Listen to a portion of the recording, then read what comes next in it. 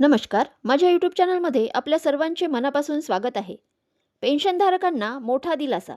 आता 8,000 रुपये पेन्शन थेट खात्यात ट्रान्स्फर होणार.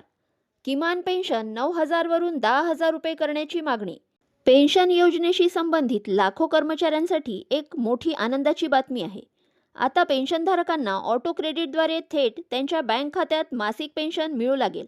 विशेष म्हणजे ही प्रणाली सरकारने 8,000 रुपये मासिक पेन्शन अंतर्गत लागू केली आहे. चला तर जाणून घेऊयात याबद्दल सविस्तर माहिती. त्यापूर्वी चॅनलला नवीन असाल तर लाईक करायला विसरू नका, सबस्क्राईब करायला विसरू नका, नवीन अपडेट्ससाठी बेल आयकनला प्रेस करायला विसरू नका आणि माहिती आवडल्यास आपल्या सहकारी मित्रांना शेअर करायला देखील विसरू नका. अहवालानुसार कर्मचारी भविष्य निर्वाह निधी संघटना आणि केंद्र सरकार यांच्या संयुक्त प्रयत्नामुळे पेन्शन योजनेअंतर्गत पेन्शनधारकांना अधिक सोयीस्कर पेन्शन पेमेंट सुनिश्चित केले जाणार आहेत. या योजनेचा लाभ त्या पेन्शनधारकांना दिला जाईल ज्यांचे मासिक पेन्शन 8,000 किंवा त्याहून कमी आहे.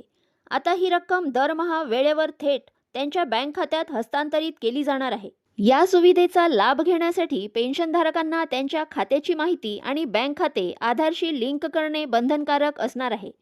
राष्ट्रीय संघर्ष समिती आणि पेन्शनर्स युनियनने सरकारकडे किमान पेन्शन 9,000 वरून 10,000 रुपये करण्याची मागणी केली आहे. यावर केंद्र सरकार विचार करत आहे. आगामी अर्थसंकल्पात मोठी घोषणा होण्याची शक्यता आहे.